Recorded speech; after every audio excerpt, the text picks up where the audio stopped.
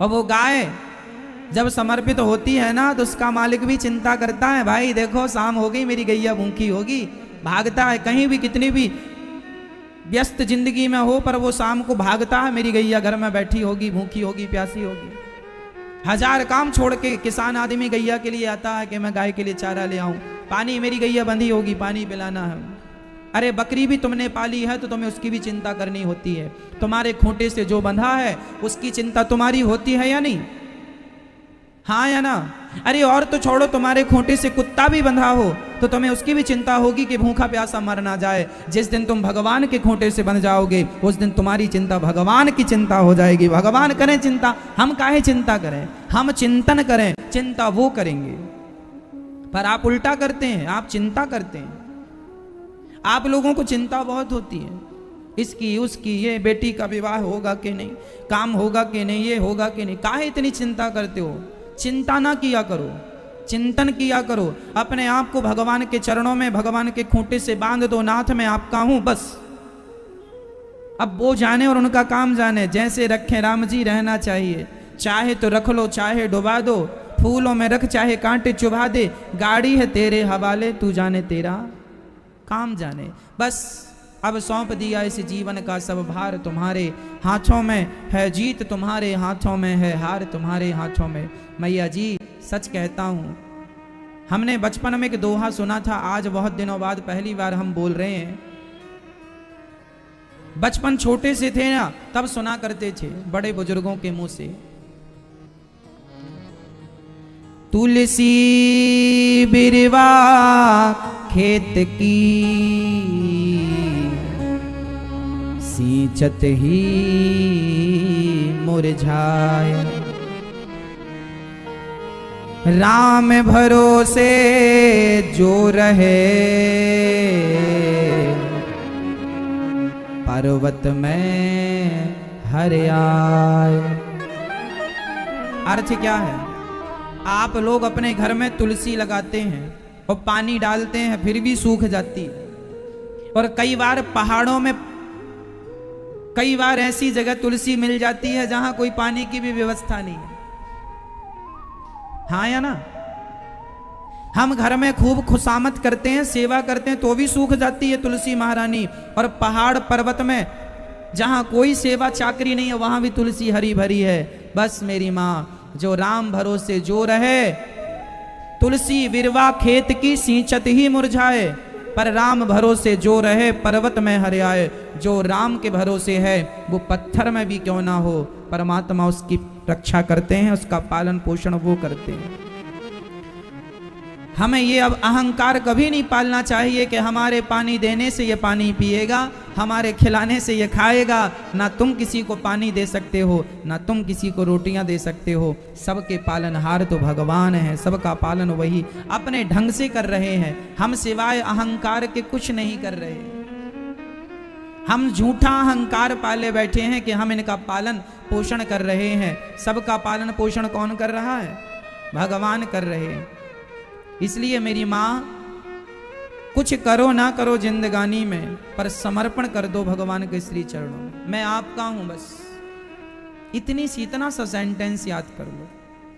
हे नाथ मैं आपको कभी भूलूं नहीं, हे नाथ मैं आपकी शरण ग्रहण करती हूं, करता हूं, मुझे स्वीकार कर लीजिए बस। और बिल्कुल समर्पण हो जाओ, समर्पण, फिर चिंताएं भूल जाओ। अब आपकी गलती कहां, वो मैं गलती बताता हूं। आप कह तो देते हैं हे भगवान मैं आपकी हूं, मैं आपका हूं, आप जानो आपका, लेकिन आप कह देना अलग है और उसे निभा लेना अलग है। आप निभा नहीं, कह तो देते हैं, आप तो अब भी कह देंगे जो कहलाऊंगा मैं। कह देना सरल नहीं है, उस कहे हुए को अब सारी जिंदगी निभाओ, वो जरा कठिन है।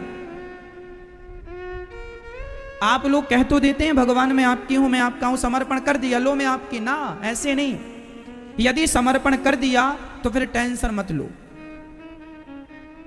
फिर चिंता ना करो। आप लोग चिंता करते हैं, चिंता करना मतलब अभी आपने समर्पण नहीं किया। आपकी चिंता है आपके भीतर, मतलब समर्पण नहीं। आप ट्रेन में बैठते हो, आपने दिल्ली की टिकट कटाई, ट्रेन में बैठ गए, रिजर्वेशन हो गया, सीट भी कंफर्म मिल गई, बैठे हैं, गाड़ी छुक छुक छुक छुक चल पड़ी, चली, दिल्ली के लिए रवाना हुई। अब क्या आप ये चिंता करते हैं, पता नहीं दिल्ली पहुंचेंगे कि नहीं, पता नहीं दिल्ली पहुंचेंगे कि नहीं? क्या ट्रेन में बैठने के बाद ऐसी चिंता किसी को होती है? अब मुझे बताओ ऐसी चिंता क्यों नहीं है? क्योंकि आपको ट्रेन पर पूरा विश्वास है कि ये ट्रेन बड़ी सुपरफास्ट है, समय से पहुंचाएगी। आपको ट्रेन पर तो विश्वास हो जाता है, पर विडंबना ये है कि भगवान पर विश्वास नहीं होता। बस ट्रेन पर बैठने के बाद आपकी चिंता मिट गई ना, मैं दिल्ली पहुंचूंगा कि नहीं पहुंचूंगा कि नहीं, ये चिंता मिट गई ना, क्योंकि आपको विश्वास है कि पहुंच ही जाऊंगा, ट्रेन मिल गई है। इंजन फेल भी हो जाएगा तो दूसरा इंजन आएगा, पर मैं पहुंचूंगी जरूर, पहुंचूंगा जरूर। बस मेरी माँ, जिस दिन भगवान पे भरोसे की ट्रेन में, भगवान के भरोसे की ट्रेन में जिस दिन बैठ जाना, उस दिन चिंता छोड़ देना, भगवान मंजिल तक पहुंचाएंगे, आप बिल्कुल निश्चिंत हो जाना। जब सौंप दिया तो चिंता काहे की? और आप चिंता कर रहे हैं, इसका मतलब अभी समर्पण नहीं हुआ। अब आप जरा अपना मुंह फुलाओ ऐसे, और जरा ठहाका लगाओ ऐसे अब ये दोनों काम एक साथ करके दिखाओ, मुंह भी फूल जाए और ठहाका भी लग जाए क्या ये दोनों काम संभव है एक साथ? नहीं। बताओ, क्या ये दोनों काम संभव है एक साथ? नहीं ना मैया। गाल भी फूल जाए और ठहाका भी लग जाए, ये दोनों काम एक साथ नहीं हो सकते। या गाल फूलेगा या ठहाका लगेगा, हाँ या ना? हाँ या ना? हाँ बोलो या ना बोलो। जैसे गाल फुलाना और ठहाका लगाना, ये दोनों काम एक साथ नहीं हो सकते। उसी प्रकार आप सोचें कि संसार का सुख भी मिल जाए और भगवान की भक्ति भी हो जाए ना। यदि भगवान को पाना चाहते हो तो समर्पण करना पड़ेगा, भगवान को प्राप्त करना है तो उनका बनना पड़ेगा, तब कहीं जाके ये संसार का तुम्हारा दुख और तुम्हारी दरिद्रता मिटेगी। एक चीज होगा, या संसार से प्यार कर लो या भगवान से प्यार कर लो, या चिंतन कर लो या चिंता कर लो। अब आप सोचें महाराज चिंतन भी कर लें और थोड़ा सवेरे चिंतन कर लिया करें, शाम को चिंता कर लिया करेंगे। सवेरे चिंतन कर रहे हैं भगवान का, शाम को चिंता कर रहे हैं भगवान। काहे की चिंता? अरे जब चिंतन कर लिया, भगवान को कह दिया कि तुम मेरे हो मैं आपका हूं, बस खत्म बात। अब वो जाने और उनका काम जाने। आप लोग बहुत लोड ले लेते हैं, बहुत टेंशन पाल लेते हैं। महाराज जी ये घर है, ये फैक्ट्री है, ये दुकान है, ये बिजनेस है, ये बच्चे हैं, सबको संभालना। तुम संभाल रहे हो? तुम संभाल रहे हो? ये समझो कि परमात्मा अपना काम तुमसे करा रहे हैं।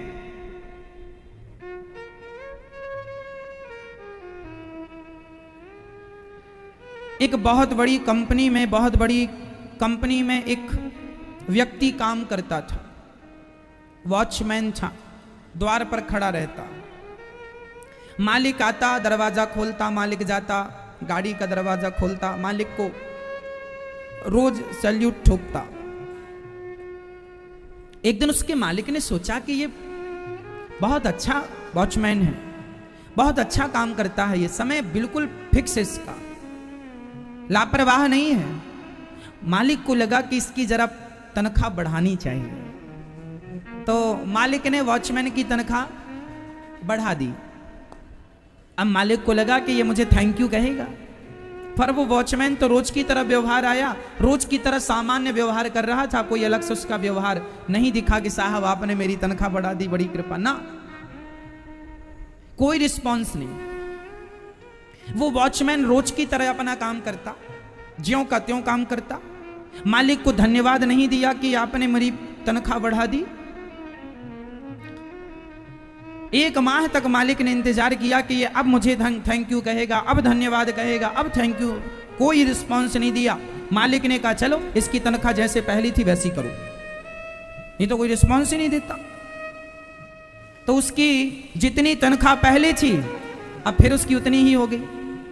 तो मालिक को लगा शायद अब ये कहेगा कि हमारी कम क्यों कर दी, लेकिन उस वॉचमैन ने फिर भी कुछ नहीं कहा। वो ज्यों का त्यों अपना काम बराबर करता। बढ़ जाने पर उसने धन्यवाद नहीं दिया और कम हो जाने पर उसने शिकायत नहीं की। वो ज्यों का त्यों व्यवहार करता रहा, वो रोज की तरह अपना काम करता।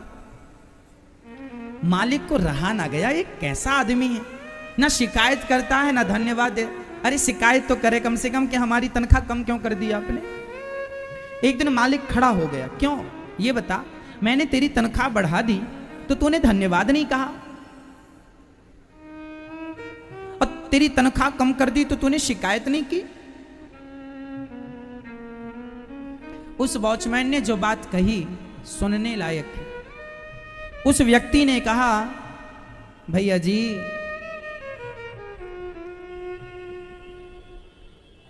मेरा जो परिवार है, मैंने अपने पूरे परिवार को, मैं स्वयं अपने सहित, हमने अपने सहित अपने परिवार को भगवान के चरणों में सौंप दिया है, और हमने आपका धन्यवाद नहीं किया क्योंकि हमें पता था कि भगवान ही सब करते हैं। कैसे? सुनो, मेरी एक बूढ़ी मां, मैं और मेरी पत्नी, हम 3 लोग रहते थे, और आप हमें 15,000 रुपए देते हैं, तो 15,000 में हम तीनों का बढ़िया गुजारा हो जाता है। आपसे कहने की जरूरत नहीं पड़ी कि तनख्वाह बढ़ाओ। पर अचानक हमारी पत्नी कुछ दिन पहले ही गर्भवती हुई, और अभी 15 दिन 20 दिन पहले हमारे घर एक बच्चे का आगमन हुआ। अभी हम लोग 3 लोग थे, अब 4 लोग हो गए। तो जैसे ही बच्चे का आगमन हुआ आपने तनख्वाह बढ़ा दी, तो हम समझ गए कि भगवान को चिंता है कि 3 लोगों में तो 15,000 हो जाता था, अब 4 लोग हो गए हैं तो भगवान ने ही 20,000 करवा दी। तो हमने ईश्वर को धन्यवाद दिया। भगवान को चिंता है कि इसके घर में किस चीज की कब जरूरत है। अब बच्चा आया तो उसको, नया बच्चा है, उसको दवाई, उसको बहुत कुछ लगता है, तो 20,000। अच्छा, तो फिर हमने तो तेरी कम कर दी ना, फिर 15 कर दी, तूने शिकायत क्यों नहीं की? बोली, भैया जी आपने जिस दिन कम की उसके 2 दिन पहले मेरी माँ गुजर गई, और माँ गुजर गई तो माँ का खर्चा बच गया। भगवान को लगा कि भाई अब तो तेरा उतनी में हो जाएगा, तो भगवान ने ज्यों की त्यों करवा दी। आप कौन होते हैं मुझे तनख्वाह देने वाले? आप नहीं दे रहे हैं, आपसे मेरा परमात्मा दिलवा रहा है।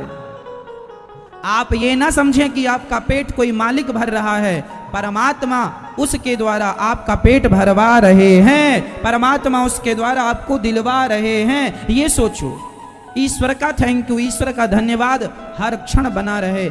ईश्वर डायरेक्ट नहीं करता, ईश्वर इनडायरेक्ट, घुमा करके हल्का सा टर्न।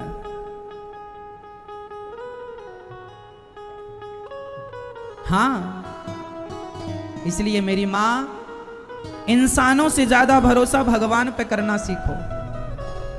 तुम ये ना सोचो कि तुम्हें आज किसी ने 100 रुपए दे दिया तो उछल के नाचने लगे ना।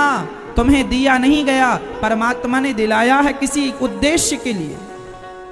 आज तुम यदि लखपति हो, करोड़पति हो, तो तुम इतने पैसे वाले क्यों हो? इसलिए तुम इतने पैसे वाले हो कि परमात्मा शायद तुम्हारे इन हाथों से कोई अच्छा काम कराना चाहते हैं कि चलो धन मिला है, अपने धन को धर्म से जोड़ लो। हर क्षण ईश्वर का धन्यवाद करना मेरी मां।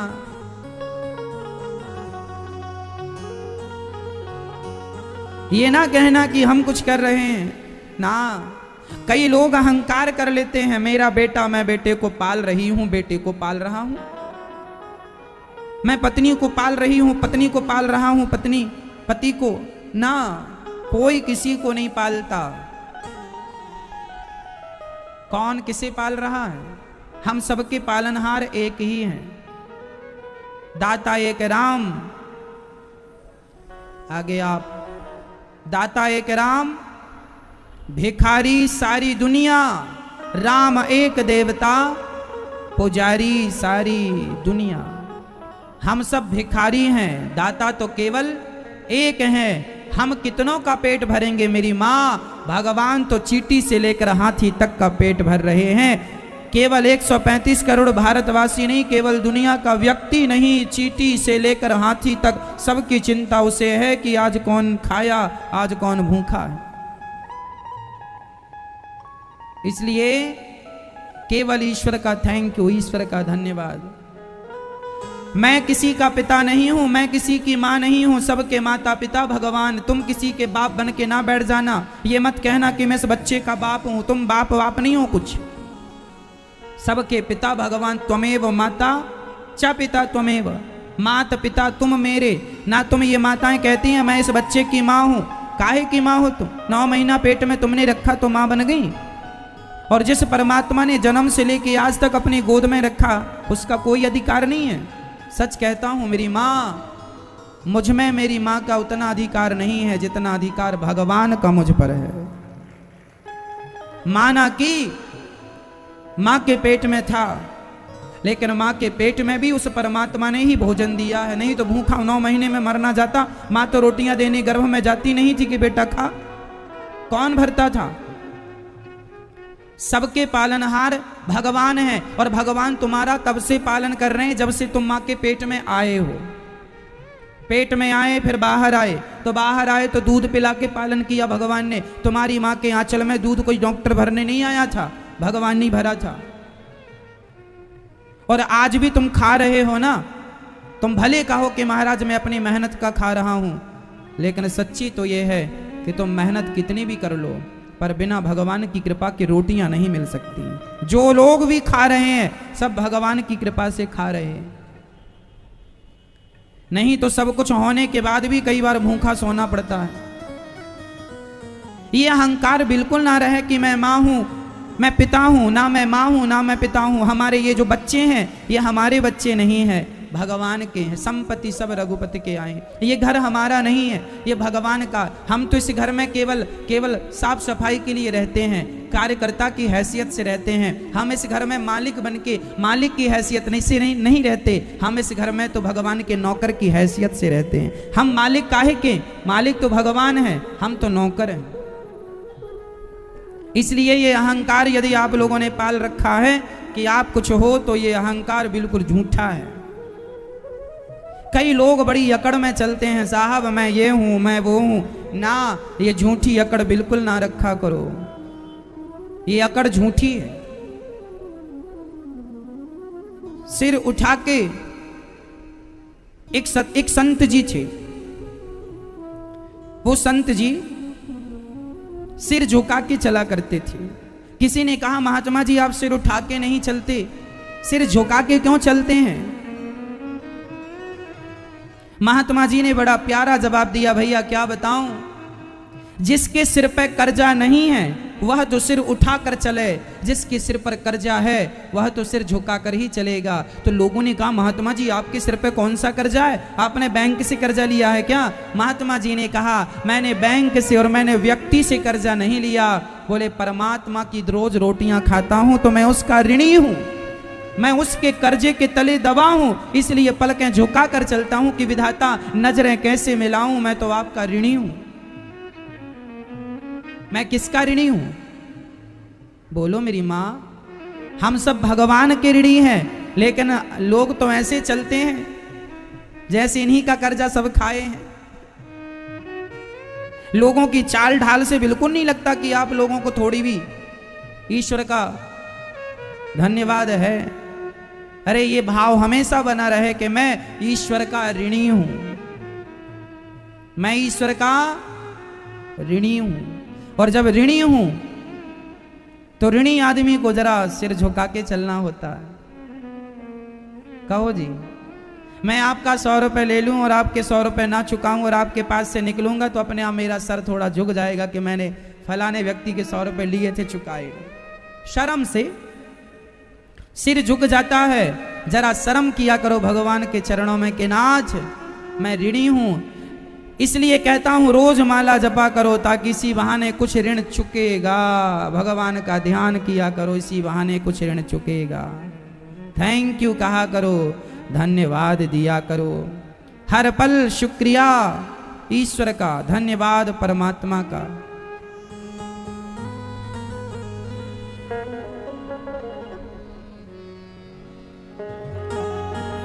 हाँ करते हैं कान्हा तेरा हर पल शुक्रिया, खुशियाँ जो दी हैं उसका भी शुक्रिया। हम तेरा दिया खाएं, तेरा ही गुण गाएं, कई लोग ऐसे होते हैं जो भगवान का दिया तो खा रहे हैं, पर भगवान को गालियां और दे रहे। तुमने क्या दिया? जो दिया उसका तुमने थैंक यू तो कहा नहीं, धन्यवाद दिया रे, और शिकायत और करने लगे। ये कौन लोग हैं? ये वही लोग हैं, इनके लिए कहावत, जिस पत्तल में खाया उसी में छेद कर दिया। जिसकी रोटियां खा रहे हो उसी को आंख दिखा रहे हो, थोड़ी तो शर्म करो। भगवान की खा के भगवान को कोई आंख दिखाए कैसे चलेगा? इसलिए उस परमात्मा को अपना सब कुछ मानो, सब कुछ वही है।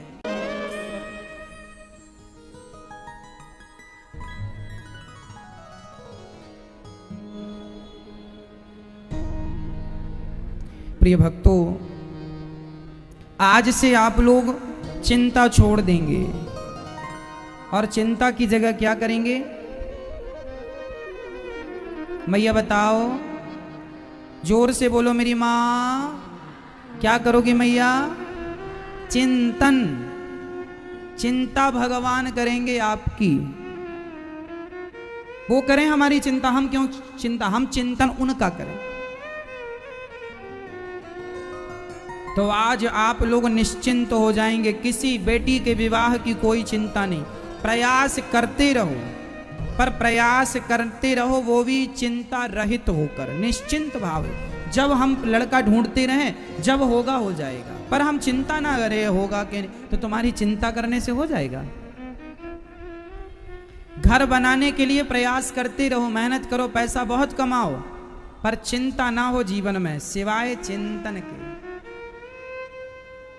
है ना मैया?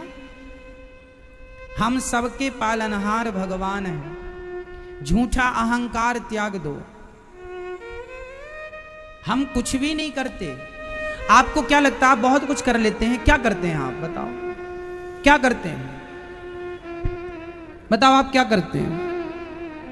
बूढ़े, मैं बूढ़ों की बात करूं, ये बूढ़े बूढ़े लोग जहां बैठते हैं तो यही बातें करते हैं। महाराज हमने ये किया, हमने बेटियों का विवाह कर दिया, हमने ये कर दिया, हमने वो किया। तो सच्ची बताना, तुमने ही किया? तुम ना होते तो तुम्हारी तो बेटियों का विवाह ही ना होता, कुंवारी बैठी रहती हैं अभी तक। कहो जी, तुम्हारे ना रहने से तुम्हारे घर में कोई काम नहीं होगा? बोलो, होगा कि नहीं? नहीं होगा? खूब होगा। आप तो आराम से जाओ। किसी के बिना किसी के घर का कोई काम रुका है कि तुम्हारे बिना तुम्हारे घर का रुक जाएगा? ये जो झूठा अहंकार आप लोगों ने पाल रखा है, यही आपकी चिंता बढ़ाता है और यही आपके दुख का कारण है। मेरे बाद क्या होगा? सब बढ़िया होगा, तुम मरो। तुम्हारे पहले भी तुम्हारे घर में दीपावली होली मनाई जाती थी। तुम्हारे ना रहने पर भी, तुम्हारे मरने के बाद भी दीपावली और होली ज्यों की त्यों मनाई जाएगी। तुम्हारे ना रहने पर भी तुम्हारे यहाँ, तुम्हारे घर परिवार में बच्चों का विवाह होता था। तुम्हारे मर जाने के बाद भी कोई कुंवारा नहीं बैठा रहेगा। समय से सबके विवाह होंगे, सबके बच्चे भी होंगे, सबका उत्सव भी होगा। तुम्हारे मरने पर 2-4 दिनों का दुख होगा घर में, बस। उसके बाद सबको आदत हो जाएगी तुम्हारे बिना रहने की। बहुत बड़ा पहाड़ टूटने वाला नहीं है कि आपके मरने में पहाड़ टूट जाएगा। हम कुछ भी नहीं है, जीरो हैं, पर फिर भी अपने आप को हीरो समझ रहे हैं। है कुछ नहीं। चलो, यदि तुम बहुत कुछ करने वाले हो और बहुत कुछ करते हो तो जरा मुझे बताओ, ये उंगली हिला के दिखा दो अपनी। ये जो उंगली आपकी हिल रही है, आप हिलाओ अपनी उंगली उठा के। ये जो आपकी उंगली हिल रही है, यह उंगली भी आप नहीं हिला पाएंगे तब जब आपको पैरालाइसिस हो जाएगा, लकवा मार जाएगा। यदि आप ही सब कुछ करते हैं तो आप तो अपनी एक उंगली भी नहीं हिला पा रहे हैं। जिसको लकवा मार गया है, पैरालाइसिस हो गया, क्या वो उंगली हिला पा रहा है? क्यों नहीं हिला रहा भाई? वो तो कहता था मैंने बेटी का विवाह किया, मैंने घर बनाया, मैंने ये किया, मैंने वो। अच्छा, तूने सब किया तो जरा अपनी उंगली हिला ले। अब तुम्हें क्या लगता है ये उंगली भी तुम्हारे बल से हिल रही है? ना मेरी माँ, जब तक भगवान चाहेंगे तो तुम्हारी उंगली हिलेगी, पांव चलेगा, आंख काम करेगी। वो नहीं चाहेंगे तो उंगलियां तो होंगी पर काम नहीं करेंगी। आंख होगी पर दिखेगा कुछ नहीं, पांव होगा पर चल ना सकोगे। यदि अपनी ही मर्जी से सब चलते तो फिर कोई लंगड़ा क्यों होता? बोलो, फिर चलो ना अपनी मर्जी से, दौड़ते क्यों नहीं हो? क्यों रेंगने लगे तुम? जब तक परमात्मा चाह रहे हैं तब तक आप और हम दौड़ रहे हैं। वो नहीं चाहेंगे, पांव होंगे, साहब एक कदम नहीं चल पाओगे। जो तुम झूठा अहंकार पालते हो ना, मैंने ये कर लिया, मैंने वो कर लिया, ये तुमने नहीं किया, परमात्मा ने तुम्हारे द्वारा कराया है। तुमने नहीं किया, ईश्वर ने तुम्हारे द्वारा करा, ईश्वर ने कराया तुम्हारे द्वारा। और तुम अपने आप को मानने लगे मैंने किया। यदि तुमने किया तो फिर अपनी उंगली हिला के दिखा दो। पैरालाइसिस हो गया जिसको, उसकी कहां हिलती उंगली? सच्ची कहता हूं मां, ये झूठा अहंकार त्याग दो और हर पल भगवान का स्मरण बना के रखो। नाथ, मैं पलकें झपका रहा हूं तो ये भी मेरा बल नहीं है नाथ, आपका बल है। झूठा अहंकार हम क्यों, किस बात का अहंकार पालें? क्या है हमारे पास? इसलिए कहता हूं आप इस अहंकार के शिकार ना हो जाना। कुछ नहीं करता आदमी, सब ईश्वर करा रहे हैं, भगवान करा रहे हैं, और हम झूठे आदमी अपने आप को कर्ता मान बैठे हैं। हम कर रहे हैं, हम कर रहे हैं। हमने जरा दो चार लोगों को भोजन क्या करा दिया, हमें लगने लगा हम ना कराए होते तो ये भूखे मर जाते। आपने जरा दो लोगों को भिक्षा क्या दे दी, आपको क्या लगने लगा, अरे हमने भीख दी, हम ना देते तो मर जाते, भूखे मर जाते। अच्छा, तुम अपने आप को भगवान समझने लग गए हो। तुम दो चार रोटियां किसी को दे देते हो तो बड़ा अहंकार करते हो, और जिस परमात्मा ने तुम्हारे जन्म से तुम्हारी मृत्यु तक तुम्हें रोटियां दी, उसने तो कभी अहंकार नहीं किया कि मैंने इतना दिया। किसान 1 कुंटल खेत में गेहूं डालता है, 1 कुंटल का 4 महीने में कितना गेहूं देती है पृथ्वी माता? बोलो, 20 कुंटल, 10 कुंटल, 20 कुंटल, 30 कुंटल। जहां की जैसी फसल पकती है, जहां की जैसी माटी है, कहीं की क्षमता 10 कुंटल, कहीं 20 कुंटल, कहीं 30 कुंटल। 1 कुंटल का तुम्हें 20 कुंटल देता है भगवान। वो अहंकार नहीं करता मैंने इतना दिया, और तुम जरा 2 रोटियां किसी को देते हो तो अहंकार में डूब जाते हो। सोचो कि तुम्हारी बुद्धि कितनी छोटी है, सोचो कि हम कितने घटिया किस्म के आदमी हैं। लेकिन हम थे तो घटिया, पर अपने आप को सबसे बढ़िया मानते चले, मानते चले, मानते चले। सच कहता हूं मेरी माँ, मेरे जैसा घटिया कोई नहीं और भगवान के जैसा बढ़िया कोई नहीं। भगवान सबसे बढ़िया है, हम सबसे घटिया हैं। हम तो 2 रोटी देकर अहंकार करने लग जाते हैं, और वह 1 कुंटल का 20 कुंटल देकर भी अहंकार नहीं करता। वह तो हमें ऑक्सीजन, अभी कोरोना काल में एक ऑक्सीजन सिलेंडर की क्या कीमत थी? 50,000 रुपए का भी एक ऑक्सीजन सिलेंडर बिका है, हाँ या ना? एक ऑक्सीजन सिलेंडर में लगभग 12 घंटे की ऑक्सीजन होती है, हाँ या ना? लगभग 12 घंटे की ऑक्सीजन होती है। अब 12 घंटे की ऑक्सीजन 50,000 में मिली, चलो और कम दाम लो तो 20,000 में मिली, और कम दाम लो तो 10,000 में मिली। यदि 12 घंटे की ऑक्सीजन यदि 10,000 में भी मिलती है तो जन्म से आज तक आप लोगों ने इतनी ऑक्सीजन ली है, सोचो, हिसाब लगाओ कितना हो गया। परमात्मा की तुम कितनी ऋणी हो, जब से होश संभाला तब से आज तक ऑक्सीजन लेते आ रहे हो, और फिर भी भगवान को गालियां देते हो। तुमने ये नहीं किया, तुमने वो नहीं दिया, फिर भी शिकायत है।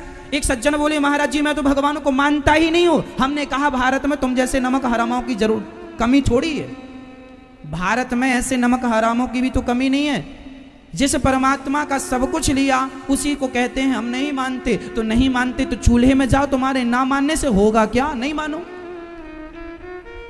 रावण भी तो राम को नहीं मानता था, रावण भी तो राम को नहीं मानता था। तो रावण के ना मानने से क्या राम का कोई वर्चस्व कम हुआ? क्या जय जयकार कम हो गई? तुम ना मानो क्या होगा? कोई कहे मैं कृष्ण को नहीं मानता, तो कंस भी तो कृष्ण को नहीं मानता था। कृष्ण को ना मानने वाले लोग तो तब भी थे जब भगवान श्री कृष्ण थे, और अब भी हैं। इसमें कोई आश्चर्य नहीं है, केवल युग बदला है। और ना मानोगे तो क्या पालोगे? कोई कहे कि मैं भगवान को नहीं मानता, तो ना मानने से तुम क्या पालोगे? बड़े आदमी हो जाओगे ना मानने से?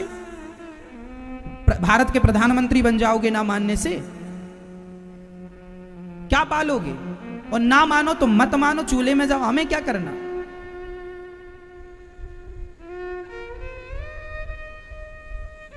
क्या होगा? राम का क्या बिगड़ा? रावण गालियां देता था तो? शिशुपाल भगवान को गालियां देता था, हाँ या ना? बोलो। शिशुपाल भगवान को गालियां देता था, तो गालियां देने से भगवान कृष्ण का क्या बिगड़ गया? आज भी लोग भगवान को गालियां दे रहे हैं, तो क्या बिगड़ जाएगा भगवान का? शिशुपाल तब भी थे और शिशुपाल आज भी हैं। ना भगवान का तब कुछ बिगड़ा, ना आज कुछ बिगड़ेगा। देते रहो गालियां, क्या बिगड़ेगा? तुम अपना नुकसान करोगे जो करोगे, उन गालियों का हिसाब भी देना पड़ेगा। इसलिए ईश्वर श्रद्धा का विषय है मां, संदेह का नहीं। भगवान को श्रद्धा की दृष्टि से देखा जाए तो समझ में सब आएगा, और जरा संशय की दृष्टि से देखोगे समझ में कुछ नहीं आएगा। हाँ, एक सज्जन बोले महाराज जी हमें तो कोई प्रमाण दो भगवान के होने का। हमने कहा सुन, प्रमाण चाहिए। तेरे पिता हैं? हाँ हाँ मेरे पिता हैं। मैंने कहा तेरे पिता तेरे ही पिता हैं, इसका कोई प्रमाण है? क्या सबूत है? बोल कि यही तेरा बाप है। तूने डीएनए टेस्ट कराया? ना महाराज मैंने तो नहीं करा। मैंने कहा फिर क्यों मानता है कि यही बाप है? हो सकता तेरी मां झूठ बोल रही हो। ना महाराज मेरे पिता हैं ये। मैंने कहा पागल, जब बिना सबूत के अपने बाप पर विश्वास कर सकता है तो भगवान के लिए सबूत क्या जरूरत है? भगवान के सबूत की। भगवान श्रद्धा का विषय है। यहां तर्क वितर्क कुतर्क नहीं चलता, यहां श्रद्धा चलती है। संशयात्मा विनश्यति। ईश्वर को संदेह से नहीं देखा जा सकता, संदेह से नहीं जाना जा सकता। ईश्वर अतर्क है। रामचरितमानस में लिखा ईश्वर कैसे हैं? अतर्क, मतलब उन पे तर्क काम नहीं करता। तर्क हम पे काम कर जाएगा, तर्क आप पे काम कर जाएगा, तर्क भगवान पे काम नहीं करेगा। यदि तुम तर्क से ही भगवान को समझना चाहो तो तर्क हम भी कर सकते हैं कि तुम्हारा पिता पिता है, इसका क्या सबूत है? यह भी तर्क है। यही तुम्हारी मां है, क्या सबूत है इसका? हो सकता है अनाथ आश्रम से तुम्हें गोद ले लिया हो, क्या सबूत है? कौन देगा इस बात का प्रमाण कि यही तुम्हारी मां है, यही तुम्हारा बाप है? कौन डीएनए टेस्ट कराता फिर रहा है? बिना डीएनए, आप लोगों ने अपने मां बाप का डीएनए टेस्ट कराया? आप में से कोई नहीं कराया। भारत में 135 करोड़ लोग रहते हैं, शायद एक ने भी नहीं कराया होगा। बिना कराए मान रहे हो कि नहीं? बिना कराए मान रहे हो कि नहीं? बस यदि बिना सबूत के मां बाप को एक्सेप्ट करते हो, उसी तरह परमात्मा को भी बिना सबूत के एक्सेप्ट कर लो। वो परमात्मा की जब भक्ति आप करेंगे तो सबूत अपने आप आएगा, ईश्वर का साक्षात्कार होगा, तब प्रमाण पता चल जाएगा कि ईश्वर है या नहीं। ये तो बाद का सब्जेक्ट है ना। इसलिए मैं कुछ नहीं हूं, मैं केवल हवा में उड़ती हुई एक धूल का एक छोटा सा नन्हा सा कण, वो कण भी नहीं हूं मैं। मेरा तो कोई अस्तित्व ही नहीं है, फिर भी मैं झूठा अहंकार कर रहा हूं, फिर भी झूठा अहंकार, फिर भी झूठा अहंकार। आप लोग जो अहंकार कर रहे हैं वह सही अहंकार है कि झूठा है? बोलो मैया, ओ मेरी माँ, झूठा अहंकार कर रही हो कि सच्ची का है? बोलो हाँ ना। झूठा अहंकार तो काहे कर रहे हो? झूठा अहंकार मत करना। सच्चाई यह है कि मेरी तो कोई हैसियत नहीं, तिनका हूं। हवा चलेगा, हवा चलेगी तो राख उड़ जाएगी। जब मरोगे तो चिता पर जलोगे, जलोगे तो मुट्ठी भर राख बचेगी, और वह राख 25 रुपए के घड़े में आएगी, और जरा हवा चल गई उड़ जाएगी। यही सच्चाई है, ये सत्य है। मैं हवा चलने से उड़ जाने वाली राख हूं, फूंक मारने से उड़ जाने वाली आज मैं अनिरुद्धाचार्य हूं। प्राण निकलने के बाद क्या बचेगा? सिर्फ राख बचेगी। लोग कहेंगे अस्थियां जा रही हैं, तो मैं अस्थियां एक दिन बन जाऊंगा, मैं राख एक दिन बन जाऊंगा, और फिर भी मैं अहंकार करूं, मेरे जैसा मूर्ख फिर आपको कहां मिलेगा। यदि मैं अपने आप को राख समझ के चलूंगा तो ठीक रहेगा, अपने आप को कुछ और मान लूंगा नुकसान होगा। मैं कुछ हूं ही नहीं, मैं राख ही हूं, लेकिन सारी जिंदगी अहंकार में छाती तान तान के चलता रहा ऐसे ऐसे। ना जाने किस बात का लोगों को घमंड होता है, ना जाने किस बात की लोगों को अकड़ होती है, सीधे मुंह बात भी नहीं करते कुछ लोग, पता नहीं किस बात का गुमान है। मिटा दो ये अहंकार मेरी मां, समय रहते मिटा देना। जान लो समझ लो मेरी औकात, मेरी हैसियत मुट्ठी भर राख से ज्यादा नहीं है। आज ना सही कल, कल ना सही परसों। आज जितने लोग कथा सुन रहे हैं ध्यान से सुने, ये 2021 चल रहा है, 2090 आते आते हम सब राख हो चुके होंगे। हाँ, हम में से बहुत लोग जो अभी नवजात बच्चे हैं, इनके जीवन में 2099 भी आएगा और फिर 3000 भी आएगा।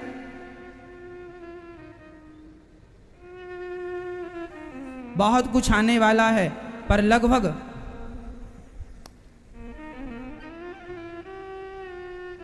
फिर 2100 आएगा। हाँ? 2000 चल रहा, फिर क्या आएगा? 2100। कुल मिला के हमारी कहानी अधिक से अधिक 100 सालों की है, बहुत ज्यादा तो 100 साल। इन्हीं 100 सालों में हम अनिरुद्धाचार्य भी बनेंगे और इन्हीं 100 सालों में हम मुट्ठी भर राख भी बनेंगे। अब अपने आप को अनिरुद्धाचार्य मानना है या अपने आप को राख मानना है, दोनों के लिए आप स्वतंत्र हैं। दोनों के लिए हम क्या हैं? स्वतंत्र हैं। इसलिए अहंकार बिल्कुल ना किया जाए, बिल्कुल ना किया जाए। आज भगवान की शरण में ब्रजवासी गए हैं, सारे ब्रजवासियों ने कहा नाथ मेरा आपके सिवा कोई नहीं है, मुझे स्वीकार कर लीजिए। भगवान ने गोवर्धन उठा के सबकी रक्षा की। एक दिन क्या हुआ कि भगवान श्री कृष्ण के ब्रजवासियों नंद बाबा को वरुण देवता लेकर गए और भगवान ने वरुण लोक से छुड़ाया और सारे ब्रजवासी जिद करने लगे कन्हैया हमें बैकुंठ का दर्शन कराओ। सबको भगवान ने बैकुंठ का दर्शन कराया, पर बैकुंठ जाकर भी ब्रजवासी बोलने लगे श्याम सुंदर, जो सुख इस वृंदावन में है वो सुख बैकुंठ में भी नहीं है, मुझे अपने चरणों से दूर ना करो नाथ, मुझे अपने चरणों से दूर ना करो, दूर ना करो।